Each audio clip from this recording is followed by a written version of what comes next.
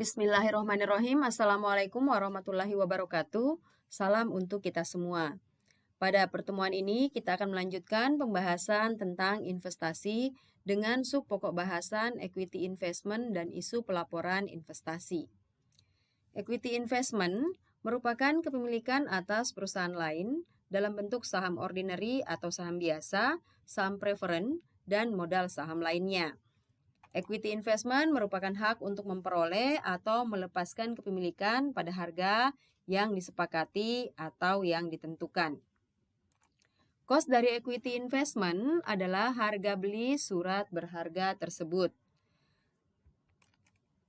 Komisi serta fee broker dicatat sebagai expense, tidak menambah harga beli equity investment. Persentase kepemilikan investor atas saham biasa perusahaan lain atau investee menentukan perlakuan akuntansi atas investasi tersebut setelah dibeli. Jika persentase kepemilikan saham perusahaan lain sebesar kurang dari 20%, berarti tingkat pengaruh investor tersebut sangat kecil, sehingga metode penilaian equity investment-nya adalah menggunakan fair value. Jika kepemilikan 20% sampai 50%, maka dianggap pengaruh investor cukup signifikan, sehingga metode penilaian menggunakan metode equity. Untuk kepemilikan di atas 50%, maka investor dianggap memiliki kendali atas perusahaan yang sahamnya dibeli, sehingga metode penilaian yang digunakan adalah konsolidasian.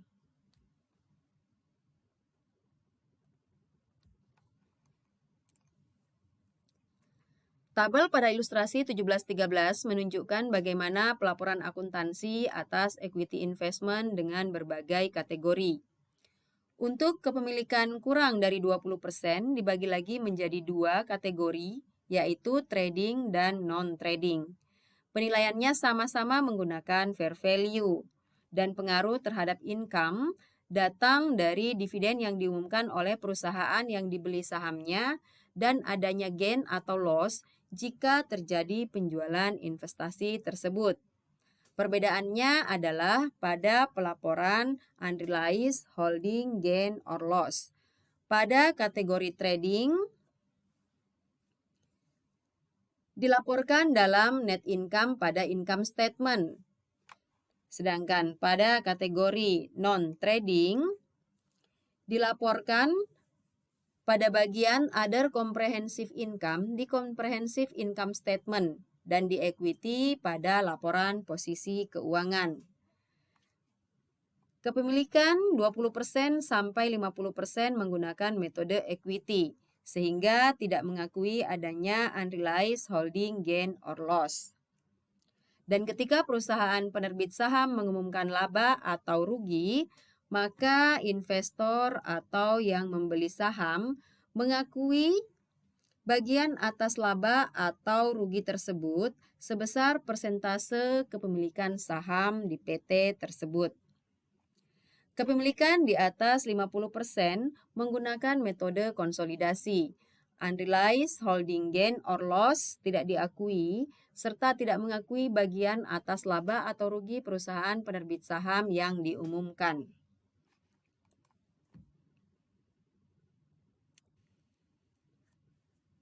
Menurut IFRS, asumsi awal yang digunakan ketika membeli surat berharga untuk investasi khususnya yang kurang dari 20% adalah held for trading atau dimaksudkan untuk diperdagangkan, sehingga aturan akuntansi dan pelaporan yang berlaku adalah menilai investasi tersebut menggunakan fair value dan mencatat unrealized gain and loss di income statement pada bagian net income. IFRS memungkinkan perusahaan untuk mengklasifikasikan beberapa investasi ekuitas sebagai non-trading.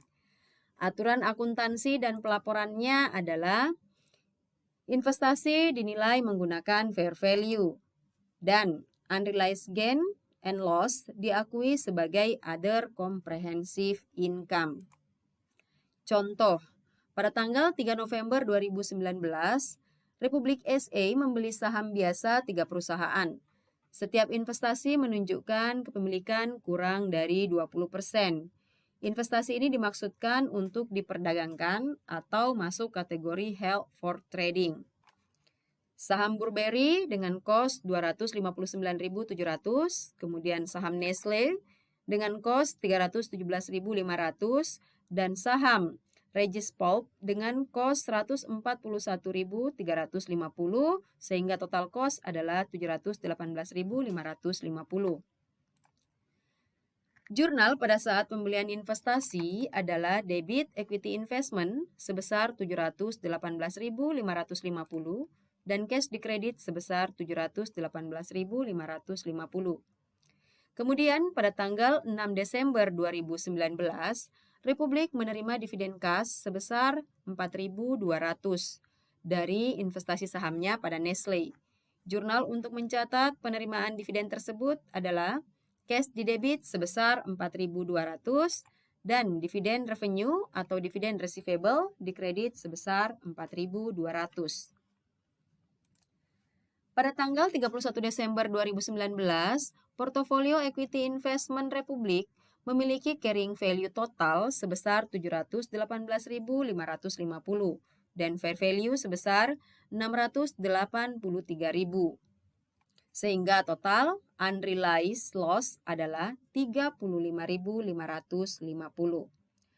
Saldo fair value adjustment sebelumnya kita asumsikan di buku besar adalah 0.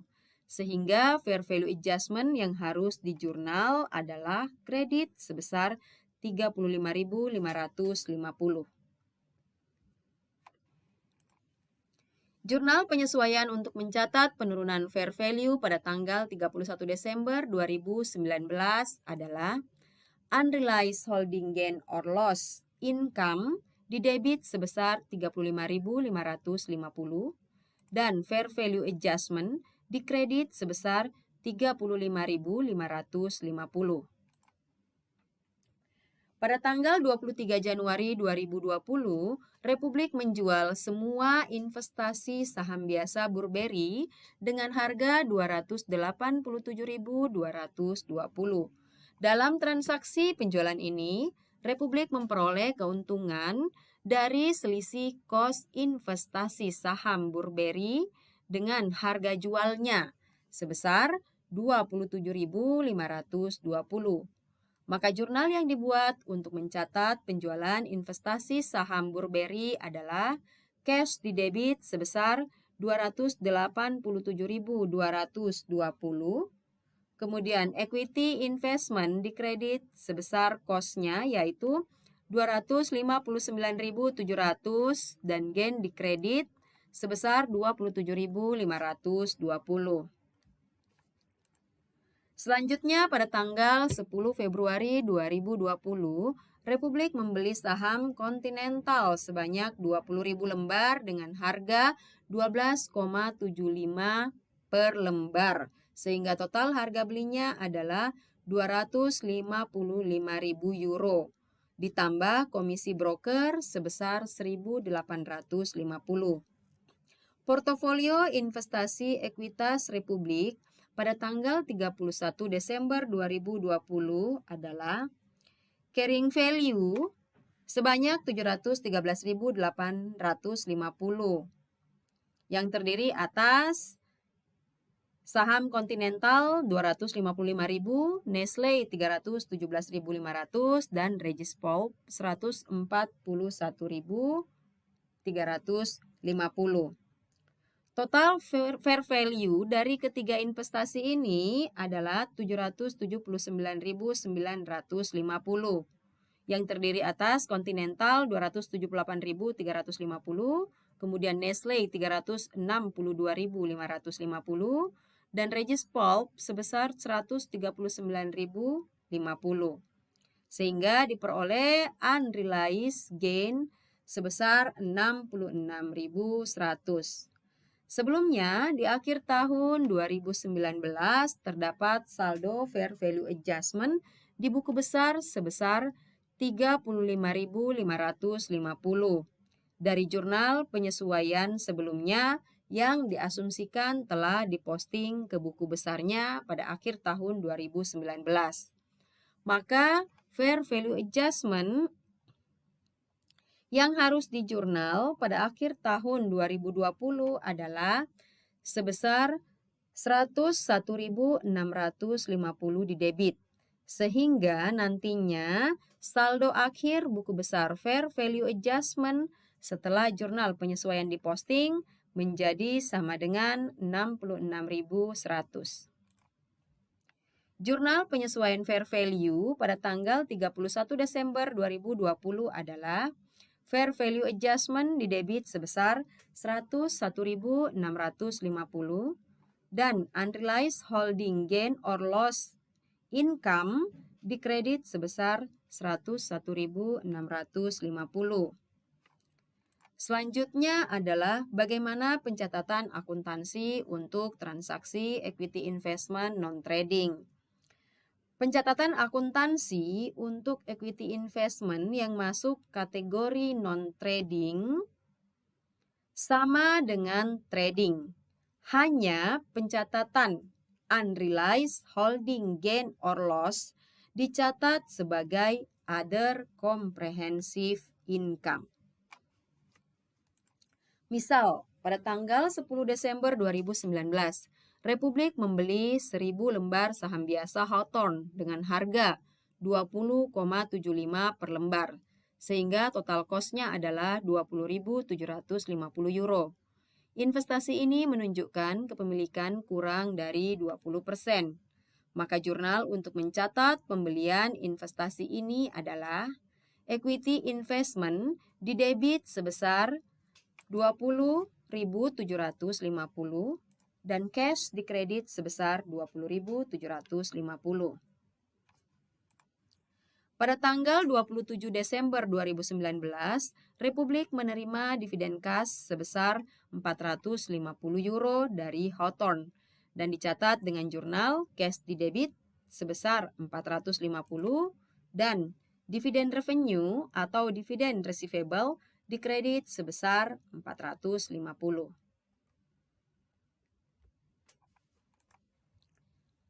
Pada tanggal 31 Desember 2019, carrying value atau nilai buku dalam hal ini sama dengan cost investasi Hawthorne, yaitu 20.750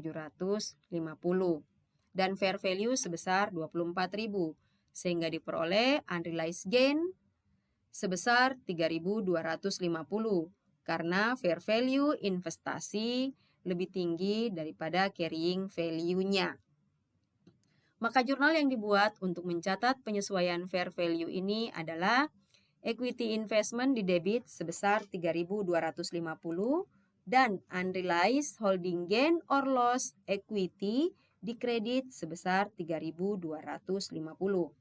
Perlu diketahui, yang berbeda dengan jurnal kategori trading adalah akun unrealized holding gain or loss equity, bukan akun unrealized holding gain or loss income. Karena unrealized holding gain or loss pada kategori non-trading akan dilaporkan dalam ekuitas dan merupakan bagian dari other comprehensive income di comprehensive income statement. Ilustrasi 1721 merupakan penyajian equity investment di laporan keuangan. Equity investment dilaporkan di laporan posisi keuangan di bagian investment atau investasi. Accumulated other comprehensive gain or loss dilaporkan di bagian equity di laporan posisi keuangan. Sementara dividen revenue dilaporkan di statement of comprehensive income pada bagian other income and expense. Dan untuk unrealized holding gain dilaporkan di statement of comprehensive income di bagian other comprehensive income. Pada tanggal 20 Desember 2020, Republik menjual semua investasi saham Hawthorne dengan harga jual bersih 22.500. Perlu diketahui, jika menjual saham, yang dicatat adalah penerimaan bersih dari penjualan saham setelah dikurangi fee atau komisi broker. Sedangkan pada saat membeli investasi, fee atau komisi broker dicatat sebagai expense terpisah dari harga beli investasi tersebut. Kemudian karena investasinya bukan portofolio, pada contoh soal ini hanya satu jenis, maka jurnal pertama yang dibuat adalah jurnal penyesuaian carrying value investasi tersebut, yaitu unrealized holding gain or loss equity didebit sebesar 1.500 yang diperoleh dari fair value investasi Hawthorne sebesar 24.000 dikurangi dengan fair value tahun 2020 sebesar harga jualnya yaitu 22.500. Kenapa dikurangi? Karena fair value mengalami penurunan. Dan equity investment dikredit sebesar 1.500. Perlu diingat, jika investasinya lebih dari satu atau istilahnya portofolio, maka jurnal penyesuaian ini tidak diperlukan jika investasinya tidak dijual semua. Seperti pada kasus investasi portofolio yang sebelumnya sudah kita bahas.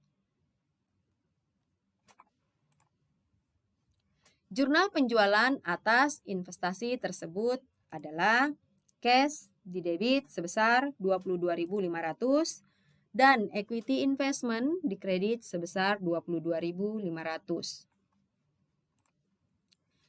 Kemudian untuk investasi dengan kepemilikan antara 20% sampai 50% dari saham biasa harus mengarah pada anggapan bahwa dengan tidak adanya bukti sebaliknya, maka dianggap investor memiliki kemampuan untuk menjalankan pengaruh yang cukup signifikan atas investi atau perusahaan yang dibeli sahamnya. Jika investor dianggap memiliki pengaruh yang cukup signifikan, maka investor harus menggunakan metode equity untuk investasi tersebut. Dalam metode ekuitas, investor mencatat investasi sebesar cost atau harga perolehannya dan selanjutnya membuat jurnal penyesuaian pada setiap periode untuk mengakui perubahan aset bersih investi atau perusahaan yang dibeli sahamnya. Jika investi mengumumkan laba atau rugi, maka investor mengakui adanya peningkatan atau penurunan nilai buku investasinya sebesar persentase kepemilikan saham dikalikan laba atau rugi investi.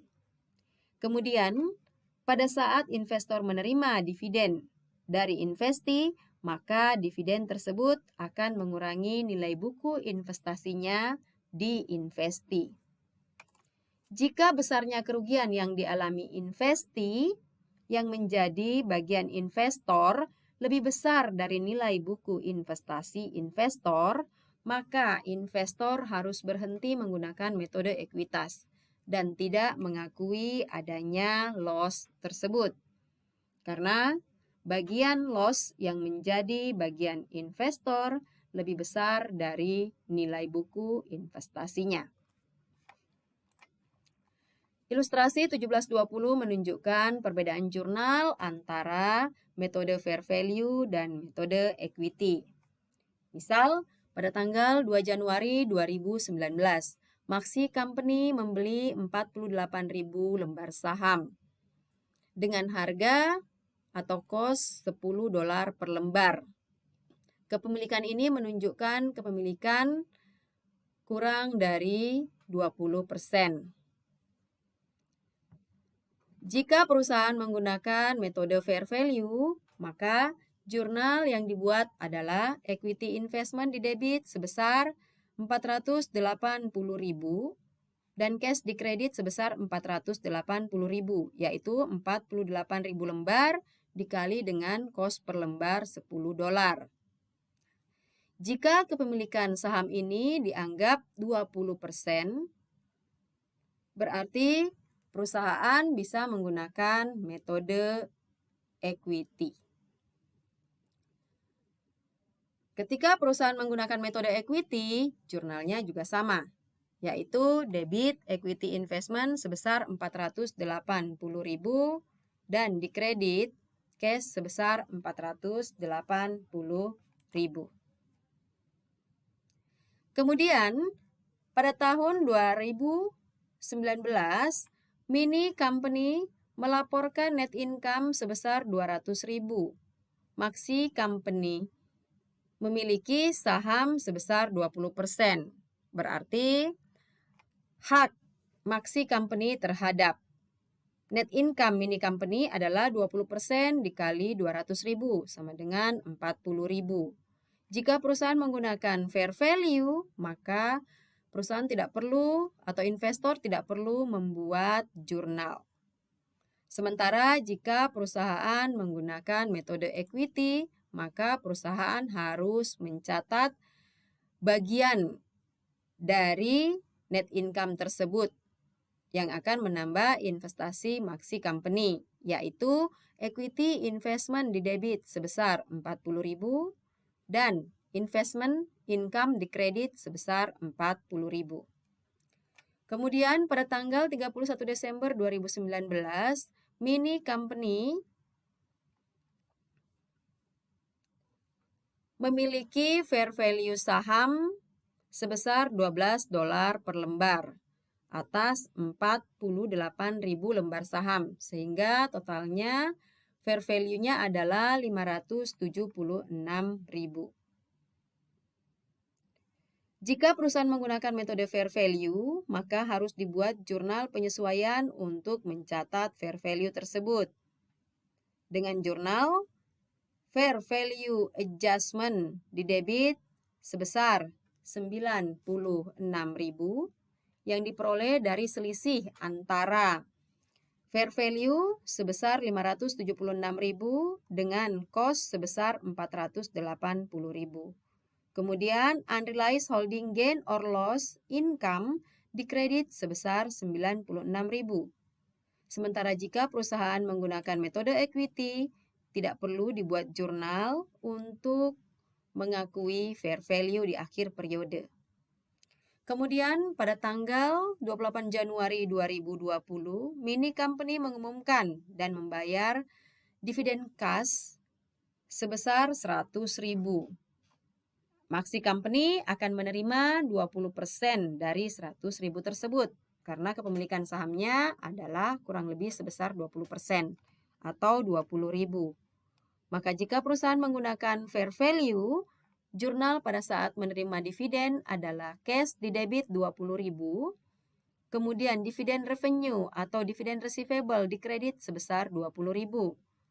Sementara jika perusahaan menggunakan metode equity, maka jurnal yang dibuat pada saat menerima dividen cash adalah cash di debit sebesar 20.000 dan equity investment di kredit sebesar 20.000.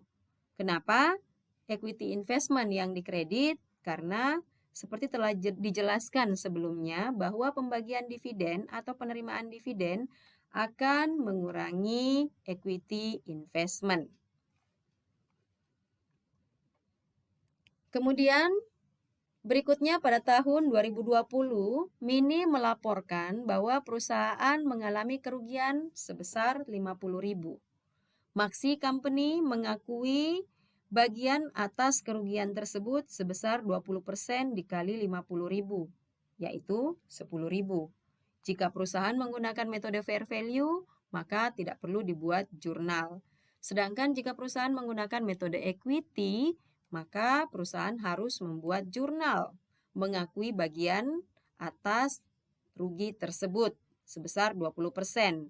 Maka jurnal yang dibuat pada metode equity adalah investment loss di debit sebesar 10.000 dan equity investment di kredit sebesar 10.000. Kemudian pada tanggal 31 Desember 2020, Fair value saham mini company adalah $11 per lembar, sehingga total fair value untuk 48.000 lembar adalah sebesar $528.000. Jika perusahaan menggunakan metode fair value, maka jurnal yang dibuat adalah unrealized holding gain or loss income didebit sebesar 48.000.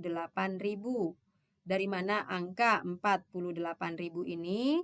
Angka 48.000 ini diperoleh dari 480.000 ditambah 96.000, kemudian dikurangi dengan 528.000. Kemudian fair value adjustment dikredit sebesar 48.000. Sementara jika perusahaan menggunakan metode equity, maka perusahaan tidak perlu membuat jurnal penyesuaian untuk mengakui fair value.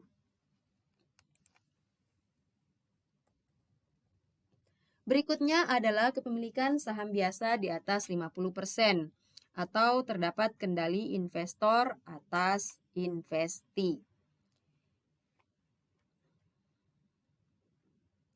Istilah voting interest di sini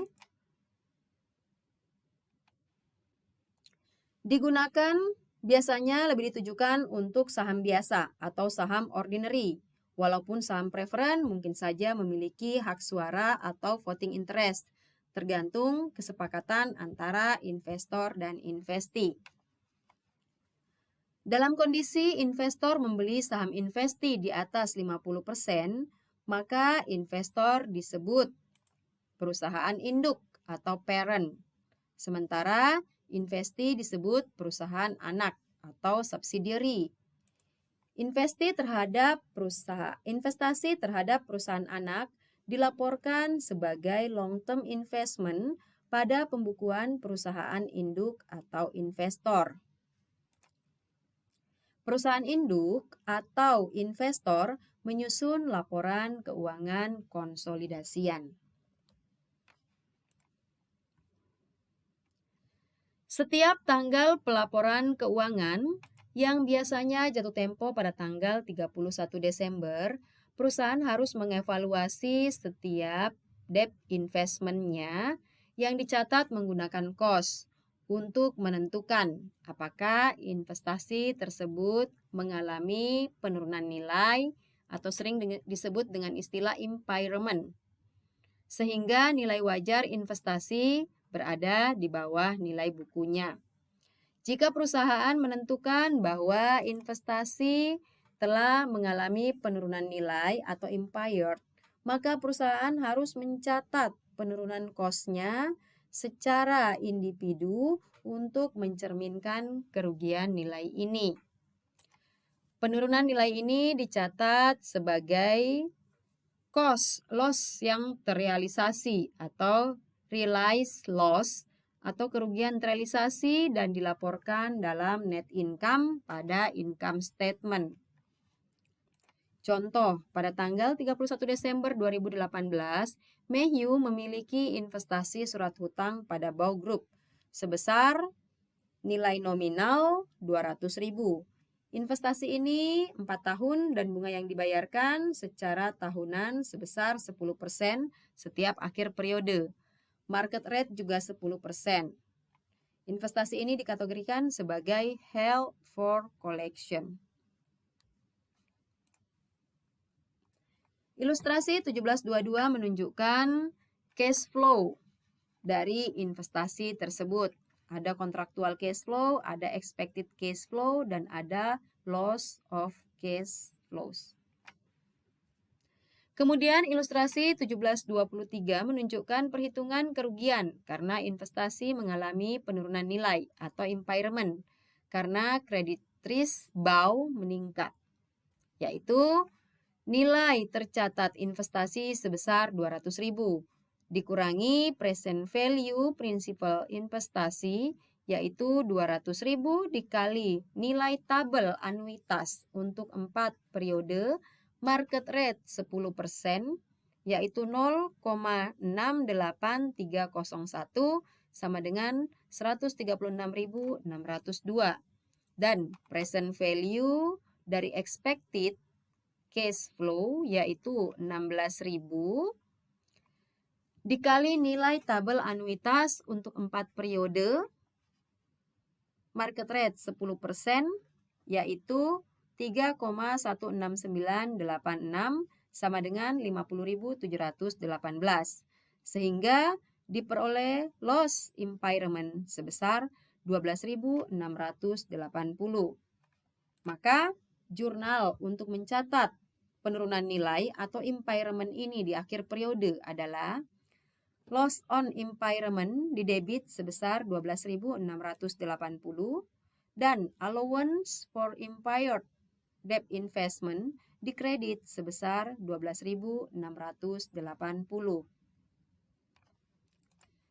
Jika setelah terjadi kerugian penurunan nilai investasi mengalami perbaikan berupa peningkatan nilai, maka beberapa atau semua kerugian penurunan nilai yang diakui sebelumnya akan dibalik dengan cara mendebit akun allowance for impaired debt investment dan mengkredit akun recovery of impairment loss.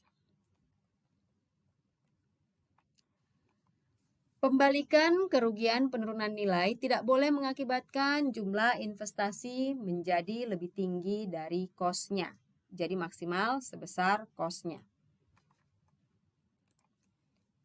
Contoh, diasumsikan setelah terjadi peningkatan risiko kredit, maka pada tanggal 31 Maret 2020, Mayhew menentukan bahwa risiko kredit BAU menurun secara signifikan. Berarti ada perbaikan. Sehingga Mayhew membuat jurnal pembalik untuk merecovery penurunan nilai yang sebelumnya telah diakui. Jurnalnya adalah allowance for impaired debt investment sebesar 12.680 di debit dan recovery of loss on impairment di kredit sebesar 12.680. Untuk kasus penurunan nilai pada debt investment yang termasuk kategori held for collection and selling, perusahaan menggunakan model impairment yang berbeda. Kita lihat contoh. Pada tanggal 1 Juli 2019, Alexander AG membeli surat hutang kategori held for collection and selling sebesar nilai nominalnya, yaitu 1 juta.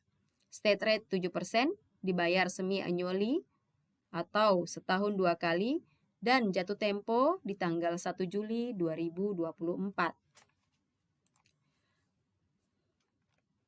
Pada tanggal 31 Desember 2019, fair value investasi turun menjadi 960.000 karena peningkatan market rate atau suku bunga pasar mengalami kenaikan. Maka jurnal yang dibuat untuk transaksi ini adalah 1 Juli 2019 dibuat jurnal untuk mencatat pembelian investasi, yaitu debt investment di debit sebesar 1 juta dan cash di kredit sebesar 1 juta. Selanjutnya tanggal 31 Desember 2019 mencatat penerimaan interest revenue. Cash di debit sebesar 35.000 dari 1 juta dikali 7% dikali 6/12 atau 1 juta dikali 3,5% karena setahun bunga diterima 2 kali yaitu semi-annually.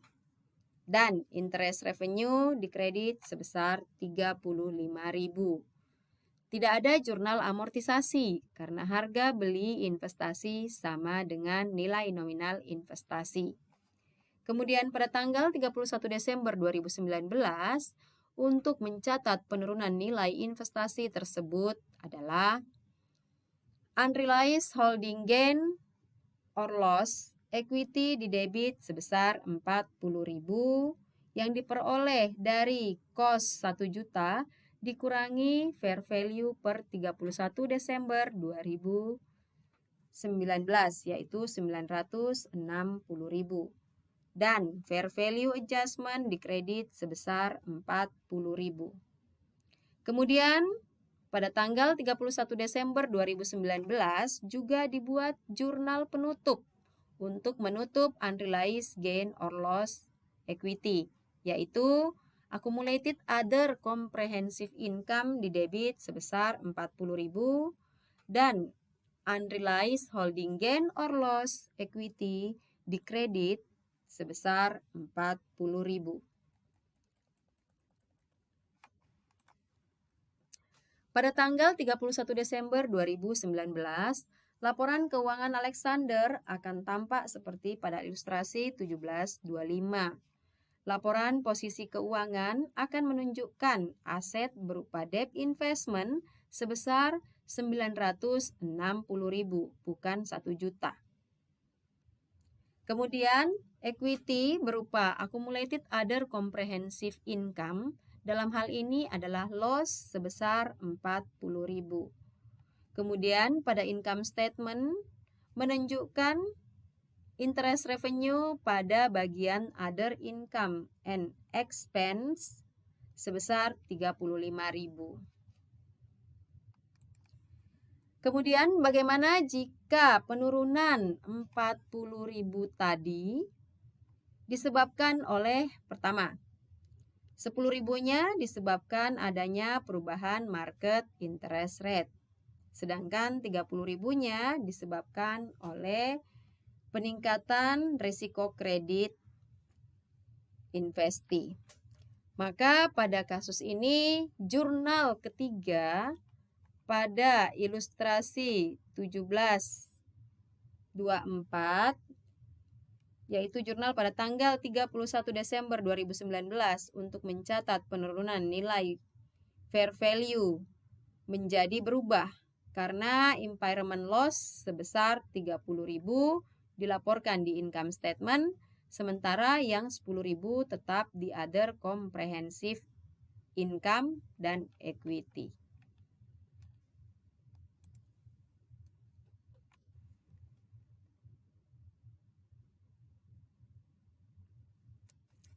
Ini adalah jurnalnya yang dibuat pada tanggal 31 Desember untuk mencatat penurunan fair value, yaitu loss on impairment di debit 30.000, kemudian unrealized holding gain or loss equity di debit 10.000, kemudian allowance for impaired debt investment di kredit sebesar 30.000, dan fair value adjustment di kredit sebesar 10.000.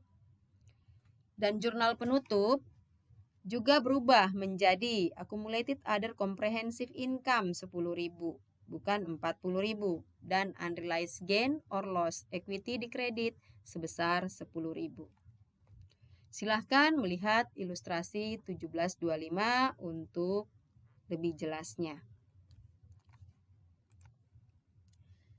Sehingga laporan keuangan Alexander pada tanggal 31 Desember 2019 akan tampak seperti pada ilustrasi 1727.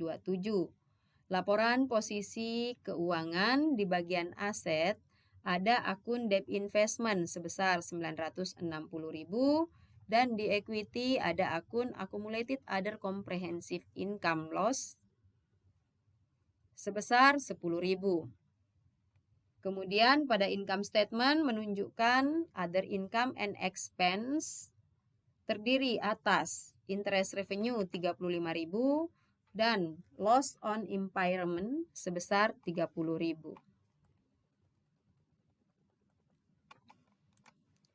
Jika kita asumsikan pada tanggal 1 Januari 2020 Alexander menjual investasi tersebut sebesar fair value-nya yaitu 960.000, maka jurnal atas penjualan ini adalah cash di debit sebesar 960.000, loss di debit sebesar 10.000, kemudian allowance for impaired debt investment di debit sebesar 30.000, dan debt investment di kredit sebesar 1 juta. Kemudian Fair value adjustment di debit sebesar 10.000 dan accumulated other comprehensive income di kredit sebesar 10.000.